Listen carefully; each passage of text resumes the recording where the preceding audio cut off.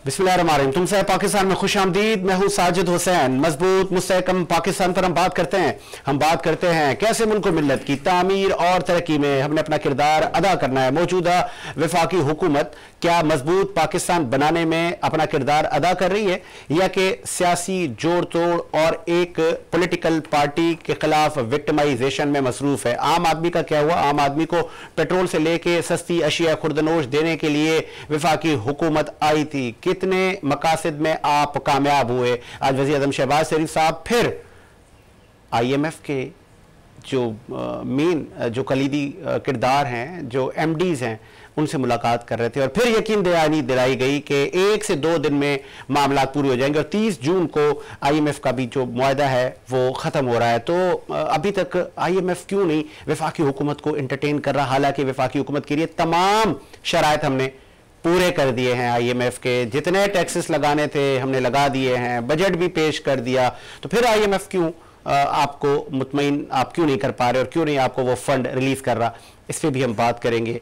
फिर हम बात करेंगे DG ISPR अहमद शरीफ साहब की प्रेस कॉन्फ्रेंस और बहुत सारे उनसे सवालात किए गए।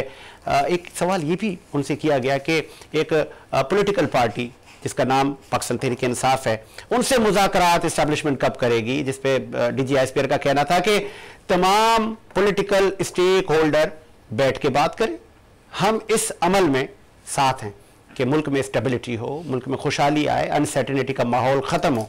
तो इस्टेब्लिशमेंट ने बोल दिया कि आप तमाम पॉलिटिकल पार्टियां आपस में मिलकर तमाम मामलात को हल करें। तमाम मौजूद पर बात करें। स्टूडियो मेरे साथ मौजूद है, हुकूमती आप नुमाइंदगी करेंगे सैयद निसार शाह, आपका ताल्लुक PMLN से है। बहुत शुक्रिया सर शाह साहब, आपने टाइम दिया।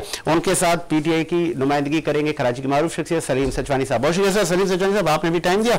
उनके साथ ऑल पाकिस्तान मुस्लिम लीग के मरकजी इंफॉर्मेशन सेक्रेटरी इरफान मेमन साहब हमारे साथ मौजूद है। बहुत शुक्रिया इरफान मेमन भाई, आपने भी टाइम दिया। सबसे पहले सर, चूंकि हुकूमत आप हैं तो हुकूमत क्या कर रही है? आपकी क्या सर्विसेज हैं? अभी तक आप लोगों ने क्या डिलीवर किया? या कि वो कहते हैं ना, आप एस्टैब्लिशमेंट की गोद में गेंद डाल रहे हैं कोर्ट में, वो आपकी कोर्ट में वापस गेंद डाल रहे हैं, हो क्या रहा है?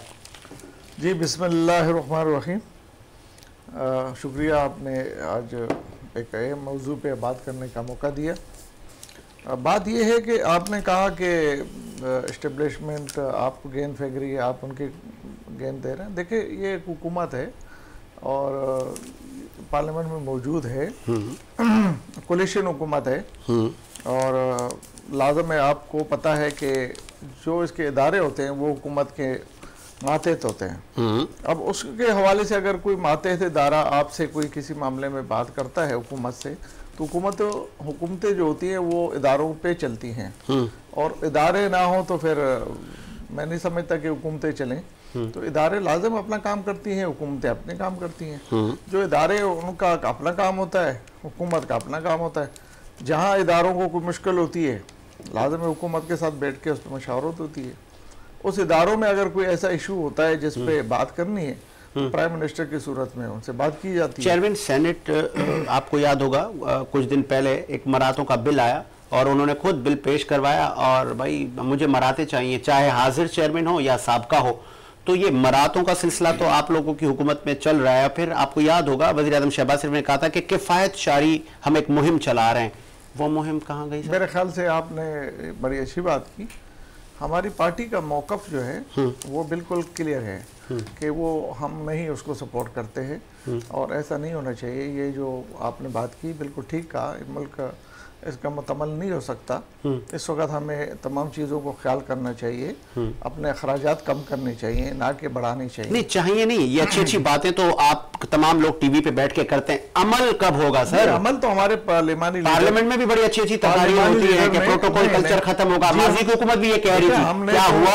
हमारी प्रैक्टिकली करके दिखाया आप लोगों ने। हमारे पार्टी का मौक़िफ़ हमारे पार्लियामानी लीडर ने परसों ख्वाजा आसिफ साहब ने क्लियर मैसेज दे दिया है कि उसको हम सपोर्ट नहीं करेंगे। अगर इस असेंबली में आएगा हम सपोर्ट नहीं करेंगे। तो मेरे ख्याल से बात यहाँ खत्म हो जाती है कि हम सपोर्ट नहीं करेंगे। जब हमारे पार्लियामानी लीडर कहते हैं कि ये नहीं होना चाहिए, नहीं करेंगे सपोर्ट, चले मान लेते हैं। तो फिर मुझे आप ये बताएं, MNAs को, MPAs को क्या प्रोटोकॉल अभी नहीं है? मिनिस्टरान को प्रोटोकॉल नहीं है, उनको सिक्योरिटी नहीं है इस वक्त, उनके पास एक 1300 सीसी गाड़ी है। इस पर भी मैं बात करूंगा कि उस पर भी हमारे पार्टी का मौक़िफ़ है क्लियर है। हमारे बहुत एमएनए हैं, वो अकेले अपनी गाड़ी ड्राइव करते हैं, चलाते हैं। किसी के पास इतने पैसे हैं कि उनको अपनी सिक्योरिटी के लिए किसी गार्ड की जरूरत है तो अपने गार्ड रखें। मेरे ख्याल से मैं नहीं समझता कि एमएनए के पास कोई ऐसे चूंकि वफाक भी आपका और सिंध हुकूमत की भी आप इत्ता दी है, यहाँ पे सिंध में भी एक एसएसयू नामी एक यहाँ पे भी एक सिक्योरिटी फोर्स है। बात की आपको याद होगा, ये लोग भी यहाँ सिक्योरिटी देते हैं। एसएसयू पूरी सिक्योरिटी में घूम रही होती है मिनिस्ट्रान की। जी बिल्कुल बिल्कुल नहीं होनी चाहिए। और सिक्योरिटी देखे ना, मैं बताता हूँ कि ठीक है, मिनिस्टर साहब की एक प्रोटोकॉल होता है, उसको मसाइल होते हैं, उनके इश्यूज होते हैं। पाकिस्तान में ये कोई बाहर ममालिक में भी खत्म कब होंगे इश्यूज सर? ये खत्म होनी चाहिए। और बिल्कुल इस पे मैं तो समझता हूँ कि हमारे कायद मोहतरम नवाज शरीफ साहब ने उस वक्त ये प्रोटोकॉल वाला सिस्टम खत्म कर दिया था। यहाँ नंबर प्लेट, आपकी जो प्लेट लगती थी ना होम मिनिस्टर की या एमएनए की, वो भी पाबंदी लगा दी थी। तो देखिए, हमने तो वक्त पे बड़ी कोशिश की अपनी हुकूमतों में, और इसके लिए लार्जेस भी हमने खत्म कर दिए थे। बड़े बड़े लार्जेसों को हमने खत्म कर दिया था कि कोई फैसिलिटी नहीं है, आम आदमी की तरफ जाए, जिस होटल में रहना जा रहे हैं। नेक्स्ट पे आते हैं प्रोड्यूसर साहब, पीटीआई की भी नुमाइंदगी है आज, और पीटीआई के जो साहब आज मेरे साथ स्टूडियो में मौजूद हैं, सलीम सिजवानी साहब, कुछ माह पहले आप आए थे हमारे शो में और आप कुछ बातें कर रहे थे, कुछ आपके उस वक्त के जो आपकी सियासी पार्टी के कुछ स्टेटमेंट थे आपके, आप क्या करने जा रहे थे, क्या आपके वो कहते हैं ना उस वक्त जज्बात थे। मैं चाह रहा हूँ आप और कौम सुने, तो फिर हम सलीम साहब से इस चीज़ का जवाब देते हैं। ज़रा सुनवाएं प्रोड्यूसर साहब। सलीम सिजवानी साहब, कुछ माह पहले क्या कह रहे थे? अरे आप लोग हलफनामे ले रहे हैं, फॉर्म सबमिट हो रहे हैं, ऐसा ही है? जी जी बिल्कुल। आप कब जा रहे हैं जेल? तो जब हुक्म करें, हमने फॉर्म भर के दे दिया है। अच्छा। जब ऑर्डर आएगा हम जाएंगे, इसमें कोई बड़ी बात नहीं है। किसको फॉर्म भर के दिया है? तंजीम को? तंजीम को, बिल्कुल।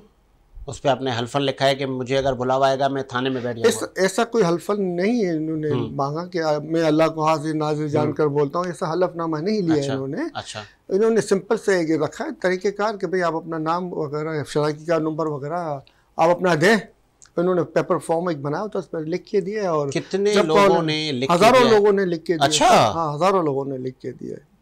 तो इसका आगाज़ कब होने जा रहा है? तो जब पार्टी की क़यादत मुनासिब समझेगी तब से हो जाएगा। और वेडनेसडे से अनाउंसमेंट किया, तब कल के लिए क्या हिकमत अमली होगी सामने आ जाएगी।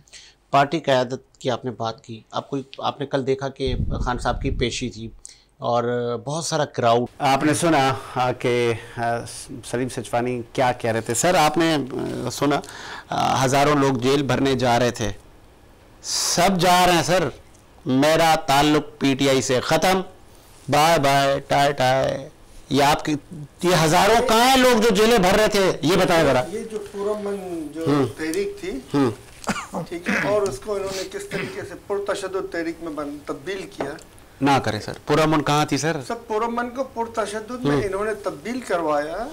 एक जाली 9/11 करवाया, जिसके अंदर इनके तोड़फोड़ करने वाले लोगों को उकसाने वाले लोग शामिल थे, जो ये जहाँ जहाँ पे हुई हैं, वो जहाँ जहाँ पे हुई है, उनके जो जो चेहरे, जो बुलाने वाले चेहरे थे, वो सब के सब में उनमें से एक भी नहीं पकड़ा गया है, जिसके वाज़ेह तौर पे सोशल मीडिया पे क्लिप्स मौजूद है। मैंने आपको 102 लोगों की लिस्ट आनी है सर। मैंने आपको भी वो क्लिप्स भेजी है जिसके अंदर वो चेहरे मौजूद हैं और वो लोगों को बाकायदा बुला रहे हैं। उनका ताल्लुक पीटीआई से नहीं है, और वो उकसा के लेके गए। और मैंने आपसे उस वक्त भी ये कहा था कि अगर कोर कमांडर के घर के अंदर में लोगों को रोका न जाता यास्मीन राशिद की तरफ से और खान साहब की बहनों की सूरत में, तो अगर हजारों का हजूम अंदर दाखिल हो जाता, तो वहाँ पे कोर कमांडर को इन्होंने तो मर्डर का प्लान बनाया हुआ था। उनमें से हजारों मजमे में से कोई भी इनको फायर करके हलाक कर सकता, तो इल्जाम फिर ये लगा, FIR काट देते पीटीआई के इमरान खान के ऊपर कि इन्होंने मरवाया है कोर कमांडर साहब को, इनके ऊपर एक और FIR कट जाती। तो सर इस तरह की प्लानिंग है, मुल्क नहीं चलते, मुल्क तितर बितर हो गया। मुल्क की मैशत को आप देखें कहाँ चली गई है। आपको मुल्क की मैशत की फिक्र नहीं है, आपको ये फालतू की बातों के ऊपर आप अपना टाइम जाया कर रहे हैं। आप देखें आज कौम $4 अरब के ऊपर रो रही है, मछली की तरह तड़प रहे हैं। $2 अरब के लिए IMF से मछली की तरह तड़प रहे हैं, और $12 अरब का इन्होंने टोटल जो है ना हमारा नुकसान कर दिया एक्सपोर्ट में और रिमिटेंस जो आता था उसमें। इसके अलावा जो उनको फंड मिला था वो काम गायब हो गया, $16 अरब का, उसका भी अता पता नहीं है। ईरान रशिया से जो तेल आ रहा था और जिससे 40% अवाम को सस्ता मिलना था और अवाम को बेनिफिट मिलना था, जिसके दावे ये 4 दफा यहाँ पे करके गए आएगा अवाम को रिलीफ मिलेगा, वो रिलीफ कहाँ गया? सर वो बातें आप करें जिससे कौम को फायदा पहुंचे, आप वो बातें करके टाइम जाया ना करें जिसके कोई सेंस नहीं है। ठीक है, आगे आपका जवाब। और ये हुकूमती शख्सियत बैठी है, ये तमाम चीजें आपकी सुन रही है, इनसे पूछने से पहले जरा और पाकिस्तान मुस्लिम लीग का मौक़िफ़ देखें। इरफान मेमन साहब, हुकूमत सही जा रही है, आप हुकूमत की परफॉर्मेंस से मुतमईन है? बिस्मिल्लाहिर्रहमानिर्रहीम। पहले तो बहुत शुक्रिया आपका कि आपने मुझे तीसरे नंबर पे रखा, क्योंकि हुकूमती मौक़िफ़ भी आ गया और अपोजिशन हुकूमतों की जो एक कारकर्दगी थी वो भी उनके सामने आपने रखी, हमारे सामने नाज़रीन के सामने रखी। मैं वहीं से शुरू करूंगा कि इस मुल्क का खुदाई हाफिज कहने वाला वो लीडर जब गया तो कह के गया था कि इस मुल्क का खुदाई हाफिज है। उसने क्यों कहा था?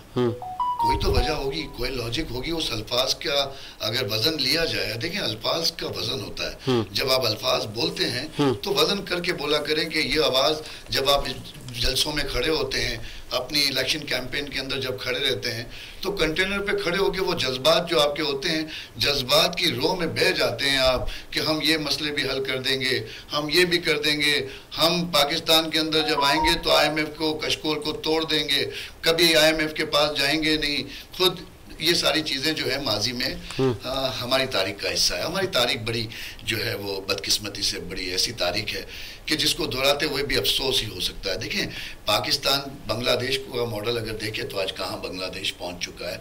आज इंडिया और अमेरिका के दरमियान जो मामलात हो रहे हैं उसमें वजीर दाखिला की तरफ से जो चीज़ें होनी चाहिए, मैं समझता हूँ बहुत बड़ा वैक्यूम है। मैं ये जो PDM की हुकूमत है, मैं उसको कहता हूँ पगले, दीवाने और मस्ताने। ना करें दीवाने और मस्तानों की जो हुकूमत है, जो आपने हुकूमती नुमाइंदे से, शाह साहब से जो आपने बात पूछी, उन्होंने बिल्कुल, आपने उनसे कोई ये क्यों सवाल नहीं किया कि अवाम का क्या हुआ?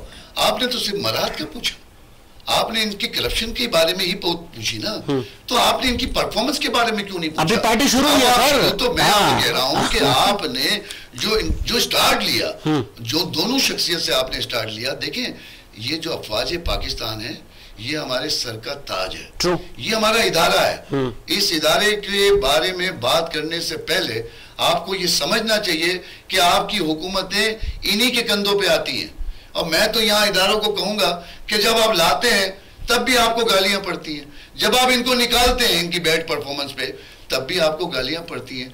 तो फिर पाकिस्तान को ये निजाम, बदबूदार निजाम से जान क्यों नहीं छुड़वाते आप? मतलब आप कह रहे हैं कि जमहूरियत की बिसात को मैं समझता हूँ कि पाकिस्तान इस बात का मुतहमिल नहीं है कि पार्लिमानी निजाम होना चाहिए।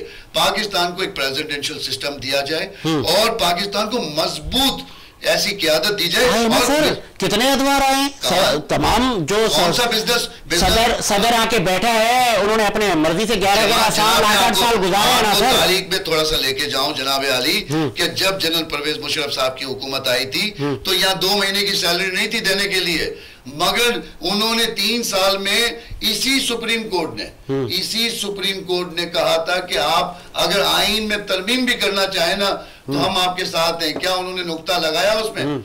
नहीं लगाया, मगर 3 साल में 9/11 को भी फेस किया और पाकिस्तान को loan free, financially stable Pakistan की तरफ लेके गए। कंटेनर पे खड़े होकर दावे करने से पाकिस्तान रियासत मदीना नहीं बन जाना। रियासत मदीना के लिए आप अपने इंफॉर्मेशन है, आपके में नॉलेज में इजाफा करता है। चलो, जिस दौर को आप लेकर आ गए उस दौर में बलोचिस्तान भी टूटा, उस दौर में मोहतरमा की भी असोसिएशन हुई, उस दौर में लाल मस्जिद भी हुआ, उस दौर में क्या क्या हुआ उसका जवाब दे देता हूं कि आपने लाल मस्जिद की बात की। लाल मस्जिद एक स्टेट विद इन स्टेट था। कभी भी दुनिया के अंदर वो स्टेट नहीं चल सकता कि जिसके स्टेट विद इन स्टेट आपके सामने लोग खड़े हो जाएं। आज आप इदारों के पास जब इस किस्म के मामलात हुए और जब आपकी क़यादत ने इस किस्म की स्पीच की और इदारों के बारे में जब बात की, दिमाग बनाया गया ना एक ऐसा। देखिए, मैं इमरान खान के साथ हमेशा उसका तर्जुमान तो नहीं, मगर उसकी फेवर में मैं जरूर रहा हूं, क्योंकि वो स्टेटस को के अगेंस्ट था। वो एक थर्ड फोर्स थी कि जिसे हम बनाना चाहते थे एज ए ऑल पाकिस्तान मुस्लिम लीग। बदकिस्मती से हमें तो फ्रंट फुट पे आने ही नहीं दिया गया। हमारे पास वो केसेस, पॉलिटिसाइज केस कर दिए गए और यही हुक्मरान थे जो सो कोल्ड। आज आप देखें कि प्लेटलेट्स और पाकिस्तान स्टॉक एक्सचेंज का इंडेक्स एक साथ चल रहा था जब ये मौसूफ इनके जनाब नवाज शरीफ साहब यहाँ थे, वो प्लेटलेट्स और इंडेक्स स्टॉक का वो ऊपर नीचे ऐसे ही फ्लक्चुएट कर रहा था। जैसे ही मौसूफ लंदन पहुंचे, बालों का स्टाइल चेंज, कपड़ों का स्टाइल चेंज, और अब तो मजीद चेंजिंग आनी शुरू हो चुकी है। मैं आपको एक बात बताऊं, दुबई में पाकिस्तान की आवाम की सोच में तब्दीली नहीं ला सके। ये सोच बन चुकी है कि ये हाथ हमारे आजमाए हुए। आज अगर इनको दोबारा अगर इस मुल्क के अंदर आना है और अपने इस सियासी काला करतूत जो इन्होंने इस कौम के साथ किए हैं, क्या ये कौम इनको छोड़ देगी? ये कौम ये समझती है कि ये कुछ इदारों की मदद से और कुछ हाथ पांव हिला जुला के अगर इनकी गलतियों से मौका मिल ही गया है, क्या अगर ये असेंबली ऑफ नवाज इमरान खान ना तोड़ते तो आज ये यहाँ पे होते? कभी ना होते। वो एक सियासी खुदकुशी थी इमरान खान की कि उसने असेंबलियां तोड़ी और इनको मौका दिया। पहले मुलजिम, फिर मुजरिम, फिर वजीर आजम। कमाल का आपका पाकिस्तान का सियासी स्ट्रक्चर है ये कि एक मुजरिम को मुलजिम, और जिस दिन मुलजिम बनना था, जिस दिन आपके ऊपर ये सारी चीजें होनी थी, उस दिन आपने वजीर आजम बना दिया। आपने कौम को बेवकूफ समझा हुआ है। कौम क्या बेवकूफ है?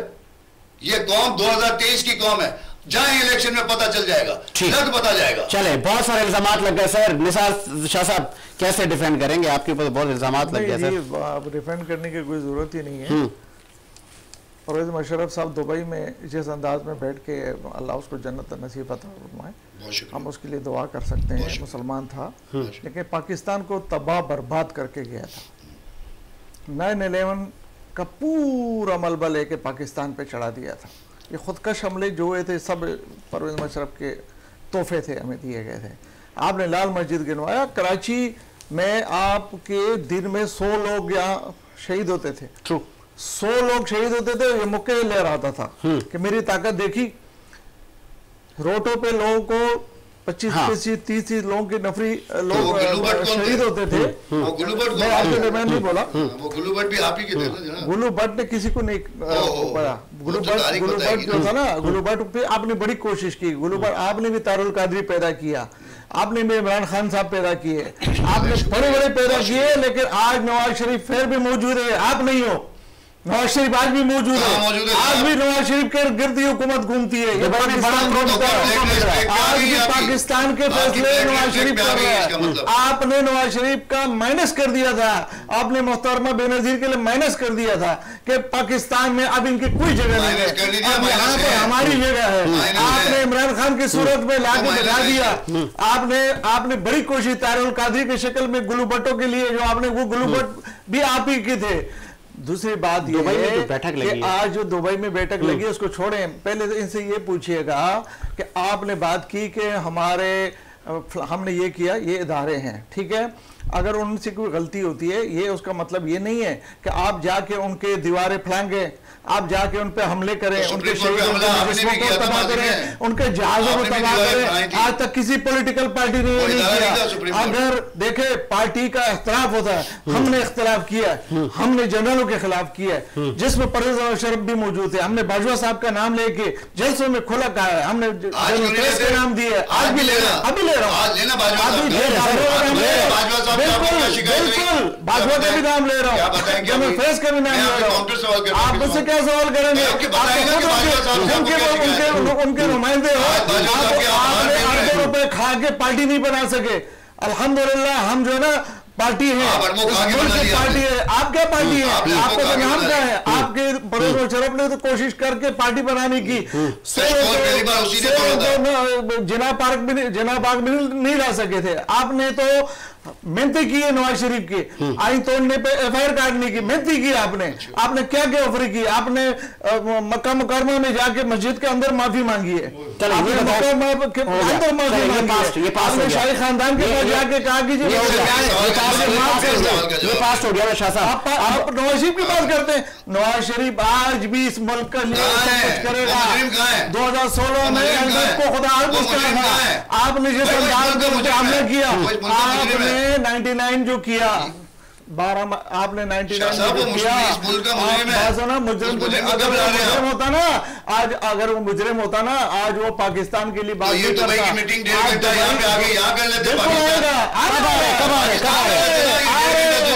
आप लोग आपके पसीने नहीं कर रहे आपके पसीने नहीं कर रहे गरीब बेदारी है। चले यार फिक्र नहीं कर रहा, गरीब आवाम उसके साथ है, उसके बाद आवाम है। आपने उसका मैंडेट छीना, आपने उसका मैंडेट छीना,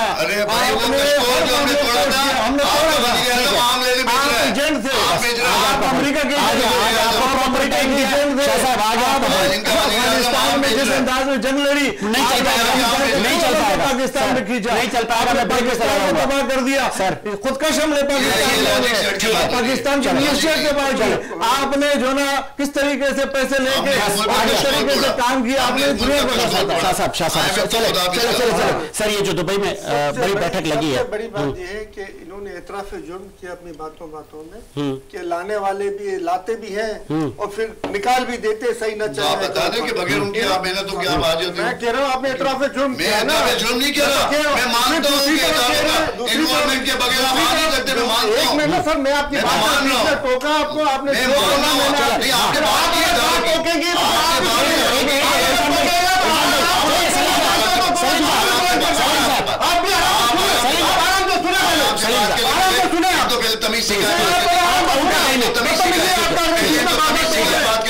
यही हाल है, तभी तो आप चार दीवारों में रह गए, दीवारों के अंदर रह गए, यही हाल की वजह से उन्होंने खुद किया और अभी तस्लीम दोबारा नहीं किया। सर बोलने दो, चुप करें, पहले तमीज सीखे, चुप करें, आपने सुना है उसके बाद में बोले, आपको जैसा बोलना बोले, तमीज सीखे। तो इन्होंने एतराफ जुर्म किया और साथ ही साथ ये भी कह दिया कि जिसको मुजरिम बनना था वो प्राइम मिनिस्टर बन गया। तो भाई लाने वालों ने क्यों लाया उस मुजरिम को, प्राइम मिनिस्टर क्यों बनाया? जिसको अदालत में पेशी होनी थी, जिसके फर्द जुर्म आनी थी, उस लाने वालों ने मुजरिम को लाने वाले मुजरिम को बिठाने वाले क्यों? ये वही लोग हैं जिन्होंने मुजरिमों को बिठाया, डिकैतों को बिठाया, चोरों को बिठाया और आज मुल्क की मैशत तबाह हो रही है, आज मुल्क की मैशत तबाह हो रही है। इन्होंने आपके सिद्दीकी और दीगर लोगों को देख के जो वोट बनाए और तो मुल्क के लिए मैशत के लिए क्या किया, मैशत की बेहतरी के लिए टके का काम नहीं किया, लोगों को बेच बेच के पैसे कमाए। चले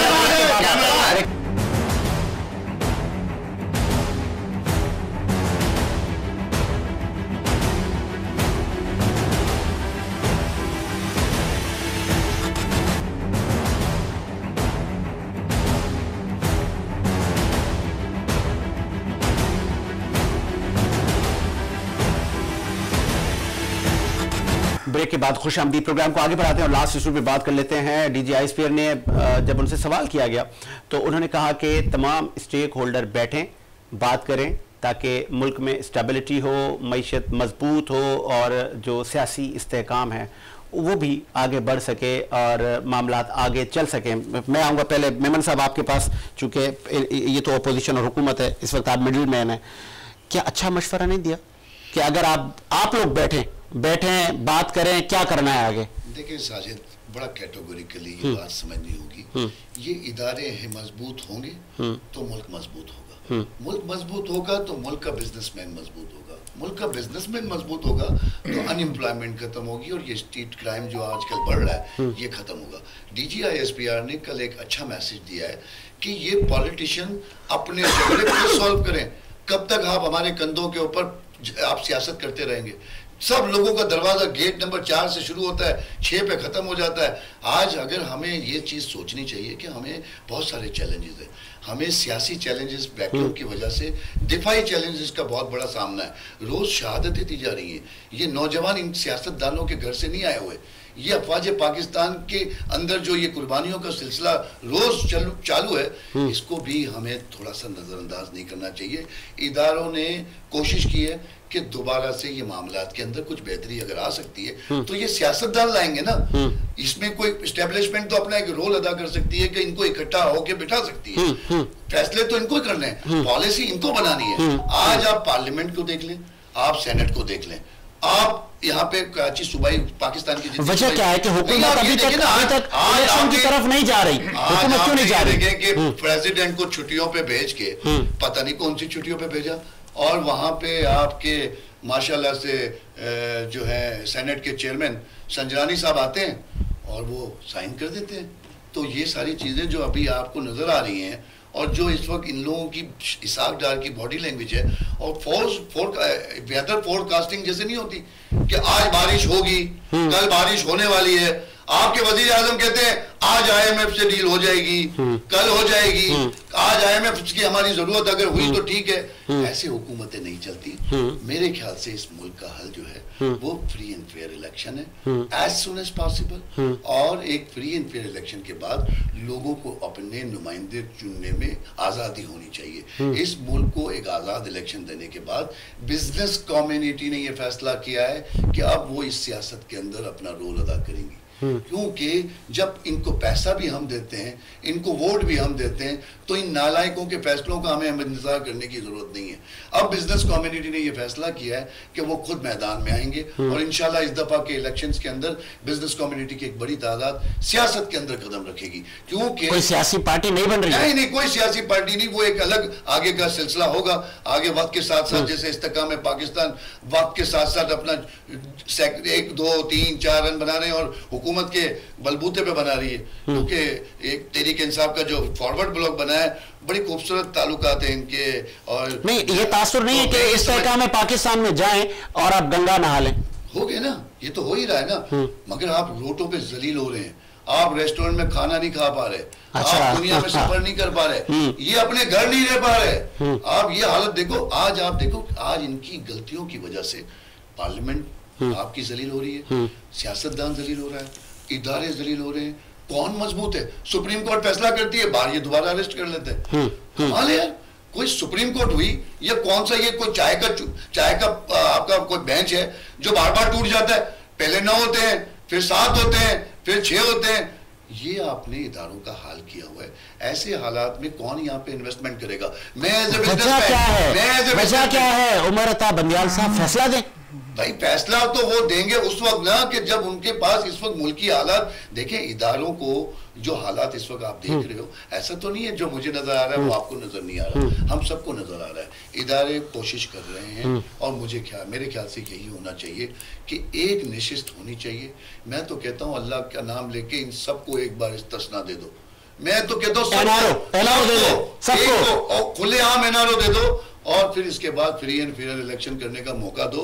और इस मुल्क के अंदर जिसको कौम इसको सेलेक्ट करती है उसको यार, इंक्लूडिंग चेयरमैन पीटीआई, सब ओके ऑल टुगेदर। ये पगले दीवाने और मस्ताने कोई दूध के धुले हुए हैं, ये सारे के सारे करप्ट हैं। इन्होंने कहा हमने अपना स्टेक दांव पे लगाया करते हैं। इनके दौर में इनकी ग्रोथ 2200% है, और इनके दौर में पाकिस्तान की ग्रोथ 0.25% है। जिसको ये अभी जनरल मुशर्रफ साहब की बात कर रहे हैं, जनरल मुशर्रफ साहब ने चाहे कोई गलती की हो, मैं मानता हूं वो भी इंसान थे, गलतियां होती हैं। एनआरओ से गलती की, एनआरओ में माफी मांगी पूरी कौम से, और जिन्होंने इनको सदर बनाया उसके कहने पे की माफी तो उसको मांगनी चाहिए जिसको आपने सदर बनाया पार्टी का, मगर उस लीडर ने माफी मांगी, उसके अंदर जुर्रत थी। मैंने पिछले प्रोग्राम में भी कहा है कि इमरान खान को जुर्रत दिखानी चाहिए, और अगर उससे कुछ गलतियां हुई हैं तो वो कौम के सामने आके सबके सामने ये क्लियर करे कि ये गलतियां हुई हैं। ये मुल्क ऐसे नहीं चल सकता। अगर ये इलेक्शन साजिद हो भी गए तब भी हम पाकिस्तान को आगे नहीं लेके जा सकते, क्योंकि इमरान खान एक हकीकत है। ठीक है, आगे आपका पॉइंट आ गया। सलीम सेठवानी साहब, लास्ट मुझे ये बताइए, अभी जो ये देख रहे हैं पूरी सिचुएशन, दुबई में भी बैठकें लग रही हैं, यहाँ पे भी एक अजीब माहौल है, एक दूसरे पे स्टेटमेंट है, और पीटीआई गायब नजर आ रही है। आपको क्या लग रहा है, मूड में है हुकूमत इलेक्शन करवाएगी या ये आगे जा रहा है मामला? सर, भाई ने कहा था कि इलेक्शन लाने वाले और निकालने वाले दोनों एक ही हैं, तो इलेक्शन करवाने वाले भी वही होंगे। और इस मुल्क की बड़ी बदकिस्मती है कि लाने और ले जाने वालों ने कभी ईमानदारी को, जो मजहब की हमारी बुनियाद है, जो कि हमारी मजहब की बुनियाद, उस ईमानदारी को कभी फॉलो नहीं करवाया। जनरल मुशर्रफ साहब के पास बेहतरीन मौका था, अगर वो ईमानदाराना इलेक्शन के लिए बड़ा अच्छा ऐलान भी किया था उन्होंने कि मैं वोटर नंबर आईडी कार्ड के अंदर डाल दूंगा ताकि किसी का भी वोट जाया ना जाए और हर किसी को वोट का हक मिले। और उस ऐलान के बाद वो उससे पीछे भी हट गए। ऐसे तो ईवीएम तो आप लोग भी ला रहे थे सर, ईवीएम न लाने दिया गया ना, वरना आता आप इस इलेक्शन में आप देखते ईवीएम भी चल रहा होता और फॉरेन वोटर्स को वोट का हक भी मिल रहा होता, क्योंकि उनको पढ़े लिखे वोटर नहीं चाहिए, इनको वो अंगूठा छाप वोटर चाहिए जो उनकी भी वोट वो खुद आके डाल दे। इनको वोट तो चाहिए ही नहीं, इनको सिर्फ टोला चाहिए होता है जो थप्पे मार के इनको जितवाए। मैं वही बात करूंगा कि लाने और निकालने वाले जो है ना, जब तक ईमानदारी की तरफ नहीं आएंगे ना, जब तक हम कहते हैं मुसलमान है तो हमारे दीन की बुनियाद ईमानदारी है जो हमें सिखाई गई है, रूल ऑफ लॉ है, कानून की हुक्मानी है जो हमें सिखाई गई है, करप्शन से पाक जो हमें सिखाया गया। जब तक इस पे हम अमल नहीं करेंगे हम इसी तरह दरबदर रहेंगे, इसी तरह हम गैरों से पैसे लेके अपने लोगों को बेच के अपने मुल्क चलाएंगे और फिर खुश भी होंगे कि मईशत अच्छी हो गई। मईशत का बेड़ा गर्क इस दौर में हुआ था जब हमारे गारमेंट्स के कारखानों का खाना खराब किया गया, हजारों हमारे गारमेंट्स के कारखाने बंद हो गए थे, जब अननेसेसरी में चाइना को इंपोर्ट की इजाजत दी गई गैर जरूरी तौर पे। हमारे हजारों कॉस्मेटिक के कारखाने बंद हो गए थे उस वक्त जब चाइना की कॉस्मेटिक को गैर ना पहले कभी कोई काम हुआ था ना अब कभी काम हुआ। मईशत की बेहतरी के लिए सिर्फ और सिर्फ मार्शल लॉ दौर के अंदर जीडीपी बढ़ी थी तो लोगों को बेचने, लोगों को मरवाने की वजह से बढ़ी थी, किसी और वजह से नहीं बढ़ी थी। लोगों को बेचने और लोगों को मरवाने की वजह से बढ़ी थी, और लोगों के मरने में हमारी पाक फौज के जवानों के खून भी उनके ऊपर ही है जिन्होंने इस जंगों में हम लोगों को धकेला, और हमारे सिविलियन का खून भी उन लोगों पर ही है जिन्होंने इन जंगों में बेफजूल की जंगों में परवेज मुशर्रफ जो जियाउल हक, मैं दोनों के बात कर रहा हूँ, मैं परवेज मुशर्रफ और जियाउल हक दोनों की बात कर रहा हूँ, मैं परवेज मुशर्रफ और जियाउल हक दोनों के लिए कह रहा हूँ जिन्होंने सर मैंने आप चुप करके आपको सुना, आप बाद में बात कीजिएगा, जो आपको कहना आप कीजिए कहिएगा, मेरी मना नहीं है आपको। कोर्ट में जाए, कोर्ट में क्या सुनी जाती है कोर्ट में आपको पता नहीं, थोड़ी देर पहले आप ही कहते कि इधर कोर्टें छोड़ रही है और फिर जो है ना वो पकड़े जा रहे हैं।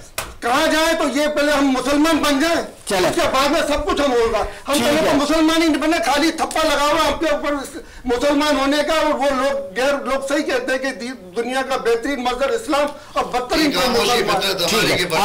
सर बड़ी जिम्मेदारी है आप पर। अब आपने कौम को बताना है कि सस्ता पेट्रोल आपको हम दे के जाएंगे या नहीं, या ये सिर्फ हम वो कहते हैं ना स्क्रीन पर आकर हम रोज नए शोशे छोड़ के आवाम को दिलासे देके और फिर हम इलेक्शन कॉल करके फिर दोबारा इक़्तिदार में आ जाएंगे। जी बात आपकी बिल्कुल दोनों तरफ से बहुत सारे इल्जाम हैं आप पर और बड़ी जिम्मेदारी है आप पर, आप हुकूमत है। मेरे कुलीग साथी बैठे हुए हैं, उन्होंने बड़ी अच्छी बातें की, लेकिन ये भूल रहे हैं कि ये आपको कह रहे हैं आप दीवाने हैं, मस्ताने हैं, आपको कुछ नहीं है। हाँ दीवाने आपने मान लिया।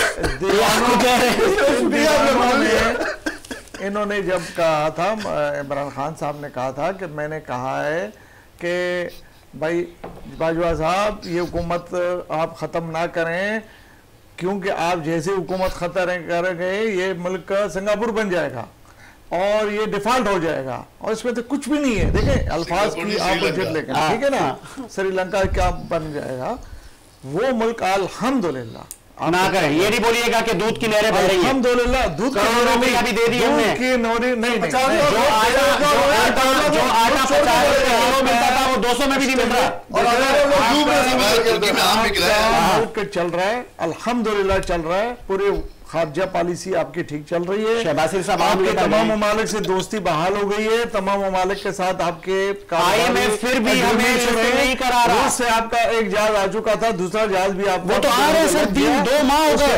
LMG LPG की आपकी आ रही है। देखिए ये ऐसा नहीं होता है कि आप दम करें और सर का दर्द खत्म हो जाएगा।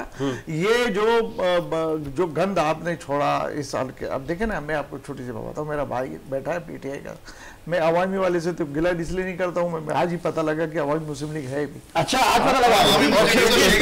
नहीं, मैं तो ऑल पाकिस्तान मुस्लिम लीग है। अच्छी बात है, हमें तो पार्टी चाहिए। देखा हमें तो, हमने इमरान खान आपको भेजा था, हमने इमरान खान आपने भेजा था बिल्कुल, और आपने मुल्क के साथ जो असर किया, आज आप हमसे बात कर रहे हैं, आपने आइन तोड़ा,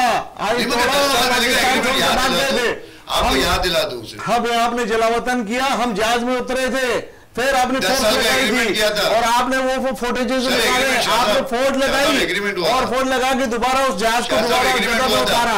अगर आप घबरा नहीं रहे थे तो आपने, जब नवाज शरीफ साहब आ रहे थे, देखिए मैं इमरान खान साहब का गिला इसलिए नहीं करूंगा कि सबसे बड़ी बदमाशी आपके लीडर की थी, उसने पाकिस्तान को तसरस किया है।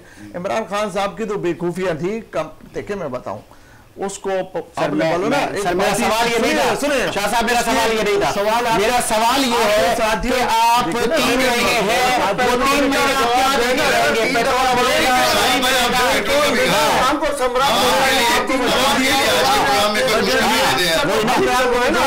सुनिएगा, आपको बजट दे दिया, आइन में बहुत चीजें कर दी आपका, इंशाल्लाह आइन में आपने पता क्या किया है? आपने माली की जो मुद्दत है वो 5 साल कर दिया, इसलिए कर दिया कि देखिए मैं नवाज शरीफ साहब आए, नवाज शरीफ भी आपको पता है उसके बाद आए, और जो लोग हैं इमरान खान साहब के लिए बड़े फायदे हुए हैं। 90 रोज तक तो नेट पे पता भी नहीं चलता था, वो पूछते भी नहीं होता।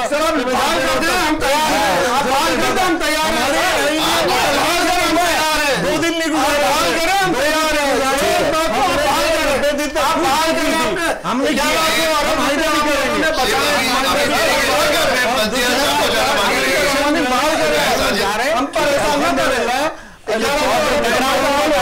इलेक्शन अल्लाह ना करे, मेरे मुंह में कहा अल्लाह ना करे, निगरान हुकूमत जब आएगी फिर ये आप सबके साथ भी बहुत कुछ करेगी, वो भी नहीं जाएगी इतनी आसानी से। आइन उनको फिर 6 माह की एक सीट देता है। देखिए आप वो बातें ना करें, देखिए आइन का कानून का जो सूबाई दो सूबाई हल्कों की बात थी, इमरान खान साहब को तो हमने चीख के कहा था कि आप ये ऐसा ना करें, आप सूबाई असेंबलियां ना तोड़ें, आप इससे बाहर ना जाएं। देखिए मैं इनके अपने साथियों ने कहा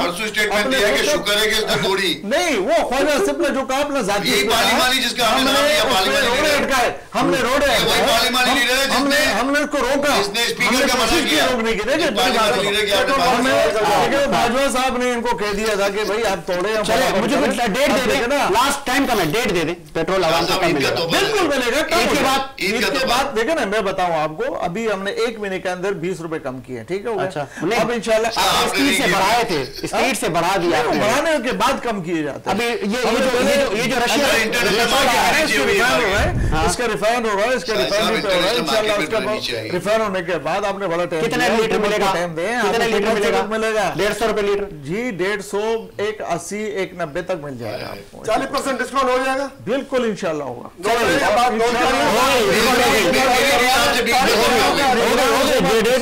निगरान हुकूमत की हम निगरान हुकूमत के लिए चलेंगे। हम मतलब ये जो मुल्क के लिए कोशिश कर रहे हैं, आप हमारे साथ हैं। आपने देखा ना तमाम पार्टी हमारे सर के ताज हैं, हम पार्टियों से चलता है। ये मुल्क बनाया था जमहूर ने, ये जमहूर इसको बचाएगी और इदारे हमारे हैं, इदारों में तैयारी मुकम्मल करना चाहिए। पहले इसी पार्टी के खिलाफ जाए, हम चाहते हैं। कल SPR में भी क्लियर कर दिया जनवरी से अगर 102 लोग हैं उनके हुदूद में पाए गए थे, ठीक है। उसके बाद 1 महीने के बाद निगरान हुकूमत आ जाएगी, बोलेंगे हम लोग क्या करें, अब तो निगरान हुकूमत आ बस। चले जी, चले इसी उम्मीद के साथ कि मेरा मुझे साजिद हुसैन को इजाजत दीजिए। मुलाकात नए प्रोग्राम के साथ। अल्लाह हाफ़िज़।